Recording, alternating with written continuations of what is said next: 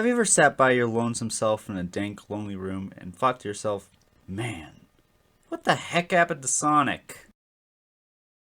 Recently, I've been replaying some old Sonic games from my childhood, which feels odd to say that Sonic Generations from somebody's childhood. God, we're up to past 9 years gone. Anyways, I played the adventure games, Unleashed, Colors, even some of the 2D games, and I started to wonder what really happened to Sonic. I might not be good at many things.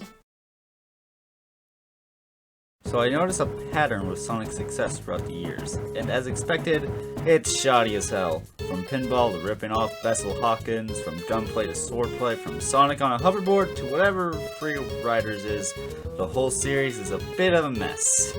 So I set out on a journey to figure out exactly why. Well, not really a journey, more so an excuse to waste 10 minutes, give or take a couple. Let's rewind to the early 90s where Sonic was taking the term speed in a much more illegal way. Sega became a CD or whatever and they wanted a Sonic game on this CD. However, Yuji Naka was busy dicking around in America, so they got Naoto Oshima to design the game. He's the guy responsible for Sonic's character design, so sounds like a good idea. On paper. Now, I haven't played this game much, but opinions on the game seem to be fairly mixed. The general consensus is that the game looks neat and the soundtrack is great, but the game feels like place random shit everywhere and hope something works the game. So in other words, not too great. This game is what I believe started something I will be calling the Sonic Spiral. The game didn't help the franchise all too much, certainly didn't help Sega, and overall just did more bad than good. But what do I mean by the Sonic Spiral? Outside of me being dumb and wanting to sound smart, the Sonic Spiral is meant to represent Sonic's success like a tornado. It's quick, it's rapidly changing, it kills any momentum anyone once had, the state of it is never the same. In other words, it goes from one polar extreme to the next. If Sonic CD brought the franchise to a new low, then it would be the original Sonic that brought it to its first high.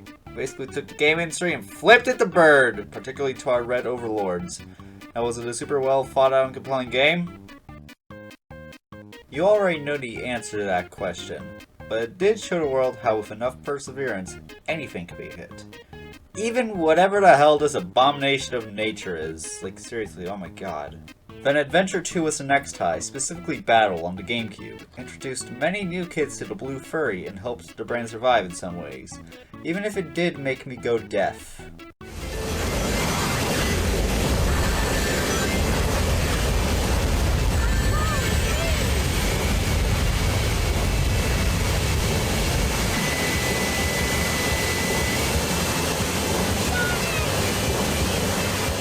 The next low was that.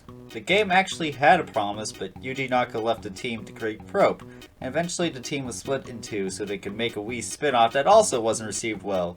But I don't think I have to explain why this would be considered a low for Sonic. He exchanged bodily fluids with a human princess, but the actual shit was wrong with Sonic Team at the time. Guess their reboot plans were no use, am I right? I could go on with Colors and beyond, but you get the idea. It's the most inconsistent string possible.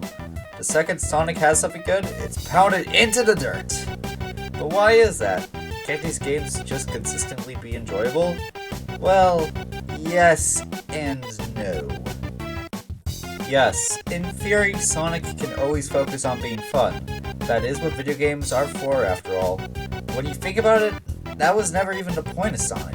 He was made to kick Mario in the face, to appeal to the youth of the 90s, to be a system seller. Meanwhile with Mario, his games were made to be fun first and foremost, not to be an icon. I think you can tell that with the original Bowser design. No marketing team would ever think that would be a good idea for a flagship series. It looks more like a monochrome Shrek for Mohawk. It's disgusting. But really, I think that's the real difference between Mario and Sonic. A clash in beliefs. Mario plays it safe mostly to keep the games fun. I said mostly. Meanwhile with Sonic, Sega doesn't really care what happens. They know his games will sell no matter what, so they'll pretty much throw him in anything. Whether that be turning him into a werewolf, giving him a hoverboard, or putting him in the Arabian Nights. They will do quite literally anything. And that's really the root of the issue here. A lack of quality control. If Sonic Team really cared about quality in their games most of all, none of these would have happened really. these games that in one way or another hurt the public image of Sonic and Sega's lack of really caring. That's the main issue here. Now, will this spiral ever cease? Maybe. Sega isn't quite as financially stable as Nintendo, so they still try to throw their darts on basically anything to make good profit. But there is always a chance that things can get better for this blue furry. But I mean, hey, games shouldn't really be judged by their objective quality all the time. A lot of these games are still fun to play, even if they're not very good, and if they're fun for reasons that aren't intended. If the game's fun for the player, I guess that's all that really matters. In some ways, that kind of makes the Sonic Spiral a little less substantial, which makes me a little happy in some ways. And yeah, that's really it. That's the video. Well, I gotta get to my nightly coffee sip, so I'll catch you later.